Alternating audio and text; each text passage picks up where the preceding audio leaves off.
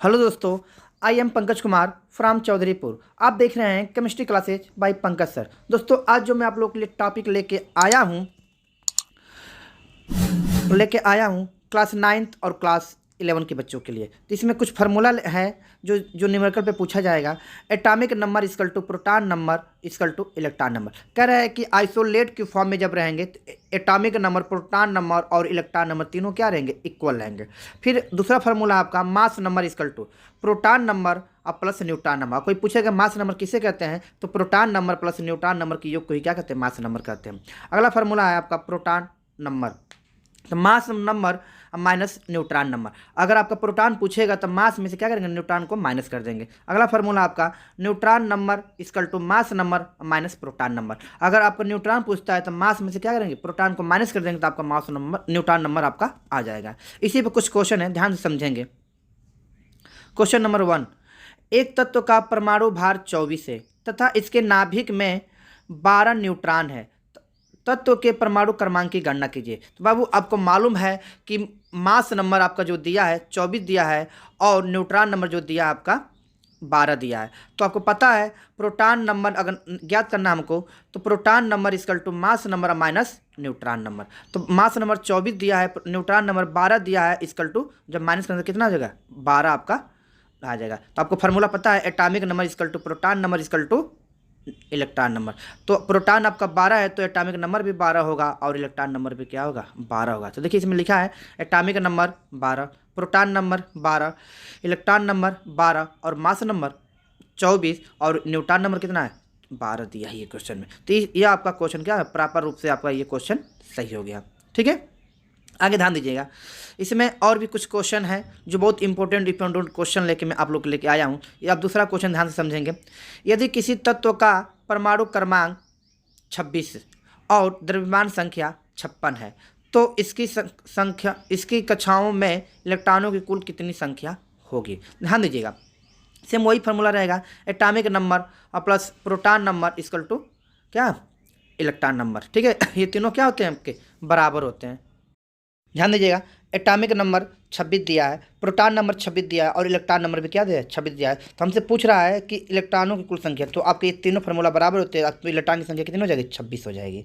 ठीक है, तो उसमें और भी हम कुछ निकाल सकते हैं, जैसे में atomic number, proton number, electron number, neutron number, mass में सब निकाल सकते हैं। देखिए इसमें लिखा है एटॉमिक नंबर 26 दिया है, प्रोटॉन नंबर 26 दिया है, इलेक्ट्रॉन नंबर भी 26 दिया है और मास नंबर कितना दिया है, 56। अगर न्यूट्रॉन निकालना होगा तो मास में से क्या करेंगे, प्रोटॉन को माइनस कर देंगे तो कितना आ जाएगा, आपका 30 आ जाएगा। तो न्यूट्रॉन नंबर भी आपको कितना हो जाएगा, टोटल 30 हो जाएगा। तो लेकिन यहाँ पर हम सिर्फ इलेक्ट्रॉन पूछा है तो इलेक्ट्रॉन आपका कितना हो जाएगा, 26 हो जाएगा। ठीक है, जो बीच आपका करेक्ट आंसर है। ठीक, अगला क्वेश्चन ध्यान दीजिएगा। एक तत्व का परमाणु भार 27 है, इस तत्व के नाभिक में 14 न्यूट्रॉन है, तत्व की संयोजकता क्या होगी। तो ध्यान दीजिए, इसमें जो तत्व की संयोजकता है, देखिए पहले तो हम समझें कि एटॉमिक मास जो दिया हमारा मास नंबर वो आपका 27 दिया है और न्यूट्रॉन आपका कितना दिया है, 14 दिया है। तो ध्यान समझेंगे तो फार्मूला आपका वही रहेगा, proton number equal to mass number minus neutron number.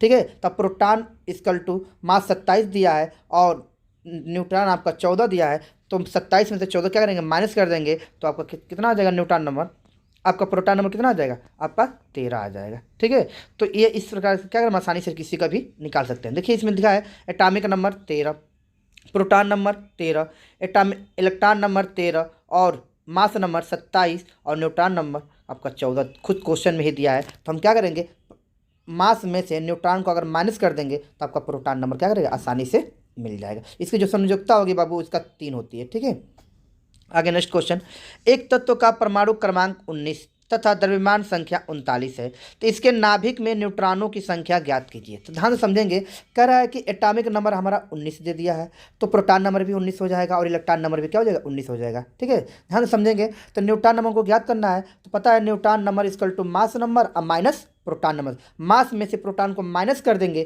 तो क्या हो जाएगा, आपका टोटल आपका न्यूट्रॉन आ जाएगा। देखिए तो neutron number equal to mass दिया है 39 अब माइनस प्रोटॉन दिया है 19, तो माइनस कर देंगे कितना देगा, 20, तो न्यूट्रॉन नंबर कितना आ जाएगा, आपका 20 हो जाएगा। ठीक है, तो 20 आपका न्यूट्रॉन नंबर होगा। और इसी पे और भी हम पाँचों भाइयों क्या करेंगे, आसानी से बता सकते हैं। जैसे में आपका एटॉमिक नंबर 19, प्रोटॉन नंबर 19, ठीक है, देखिए यहाँ पर लिखा है atomic number 19, proton number 19, electron number 19 और मास नंबर 39 और न्यूट्रॉन नंबर कितना 20। इस तरह आप क्या आसानी से निकाल सकते हैं। तो ये जो फार्मूला होगा आपका 19 होगा। ठीक है, आइए अगला क्वेश्चन हम देखते हैं। परमाणु क्रमांक 13, 17 और 19 वाले तत्वों के इलेक्ट्रॉनिक विन्यास करना है। तो ध्यान दीजिए 13 पे आता है एल्युमिनियम और 17 पे आता है क्लोरीन और 19 पे आता है पोटेशियम। तो इनका हमको इलेक्ट्रॉनिक कन्फिग्रेशन करना है। तो आपको मालूम होगा एल्युमिनियम का इलेक्ट्रॉनिक कन्फिग्रेशन करेंगे हम तो उसको एटॉमिक नंबर 13 होता है तो तोड़ेंगे 2, 8, 3 में। ठीक है, इसी प्रकार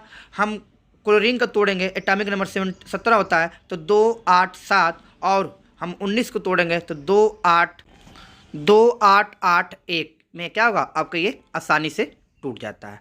ठीक है, तो आप अगर कोई पूछता है तो एटॉमिक नंबर 17 का आसानी से तोड़ लेंगे और एटॉमिक नंबर 17 का भी तोड़ लेंगे और एटॉमिक नंबर 19 का भी क्या करेंगे आसानी से हम लोग इसका इलेक्ट्रॉनिक कन्फिग्रेशन तोड़ लेंगे। ठीक है, तो ये बात आप लोग को याद होना चाहिए कि अगर हम किसी भी तत्व का अगर इलेक्ट्रॉनिक विन्यास करते हैं तो बहुत आसानी से क्या करेंगे कर सकते हैं। ठीक है, आगे ध्यान दीजिए नेक्स्ट क्वेश्चन, क्लोरीन का इलेक्ट्रॉनिक विन्यास कीजिए। ठीक है, तो ध्यान दीजिए क्लोरीन का जो एटॉमिक नंबर होता है वो आपका 17 होता है और उसको जब हम तोड़ेंगे तो किस रूप में टूटेगा ध्यान समझेंगे 2, 8 और 7 में टूटेगा। देखिए क्लोरीन का एटॉमिक नंबर 17 होता है, तोड़ेंगे 2, 8 और 7 में क्या आसानी से टूट जाता है। और इसका जब हम इलेक्ट्रॉनिक कन्फिग्रेशन करते हैं तो ये इसका भी इलेक्ट्रॉनिक कन्फिग्रेशन बहुत आसान होता है। जैसे में 1s2, 2s2, 2p6, 3s2 और 3p5।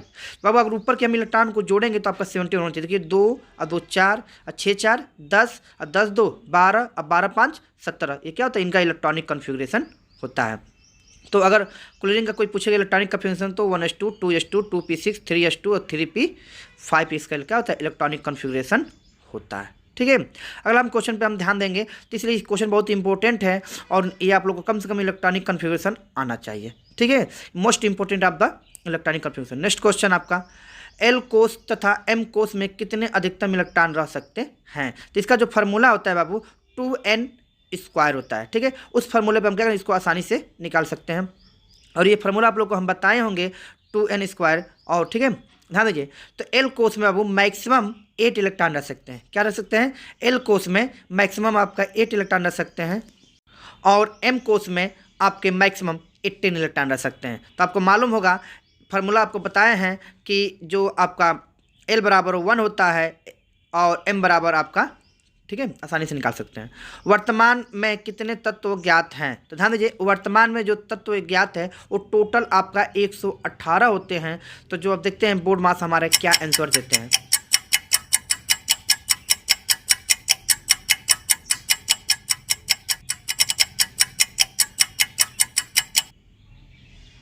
करेक्ट आंसर वर्तमान में 118 तत्व ज्ञात हुए हैं। तो ये आपके आना चाहिए कि प्रेजेंट टाइम में हमारे कितने एलिमेंट की अभी डिस्कवरी हो चुकी है। तो बाबू टोटल जो एलिमेंट की डिस्कवरी हो चुकी है वो 118 एलिमेंट होते हैं। ठीक है, ये बहुत अच्छा क्वेश्चन है जो आपके किसी भी जीएस में आपका ये क्वेश्चन आ सकता है। नेक्स्ट क्वेश्चन है परमाणु किन किन मूल कणों से मिलकर बना होता है। तो बाबू परमाणु आपको मालूम है परमाणु आपका जो होता है बाबू वो आपके इलेक्ट्रॉन, प्रोटॉन एंड न्यूट्रॉन से मिलकर क्या होते हैं बने होते हैं। तब देखते हैं बोर्ड मास हमारे क्या जवाब देते हैं।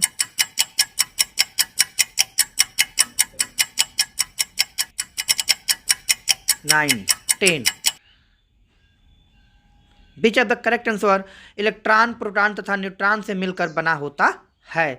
तो ध्यान दीजिए ये 3 ऐसे कण होते हैं जो स्टेबल होते हैं, अस्थायी होते हैं, इनका कुछ मास नंबर होता है इसलिए और भी उसमें होते हैं न्यूट्रॉनो, प्रोटॉनो etc और भी होते हैं। ठीक है, लेकिन ये 3 क्या होते हैं पार्टिकल जो क्या होते हैं स्टेबल होते हैं, इनका कुछ मास नंबर भी क्या होता है पाया जाता है इसलिए इनको क्या होता है अस्थायी कण माना जाता है और इनसे ही मिलकर क्या होता है बना होता है। आइए अगला क्वेश्चन है H2O का अणुभार क्या है। तो ध्यान दीजिएगा H2O का अणुभार निकालने के लिए सबसे पहले आपको मास नंबर आना चाहिए। जैसे में हाइड्रोजन का मास नंबर 1 होता है और ऑक्सीजन का मास नंबर ठीक है 16 होता है। देखिए लिखा है हाइड्रोजन का मास नंबर 1 और ऑक्सीजन का मास नंबर इतना, तो हाइड्रोजन 2 बार है तो 2 × 1 + 16 तो इसको हम सॉल्व करेंगे कितना हो जाएगा 18। तो कोई पूछेगा कि H2O का अणुभार कितना होता है तो बाबू आपका 18 होता है। ठीक है, ये आपका बीच ऑफ द करेक्ट आंसर है 18 EU। ठीक है, उसको हम लोग यूनिट बोलते हैं। ठीक है, तो आपको ये याद होना चाहिए। बहुत अच्छा क्वेश्चन था कि H2O का अणुभार क्या होता है।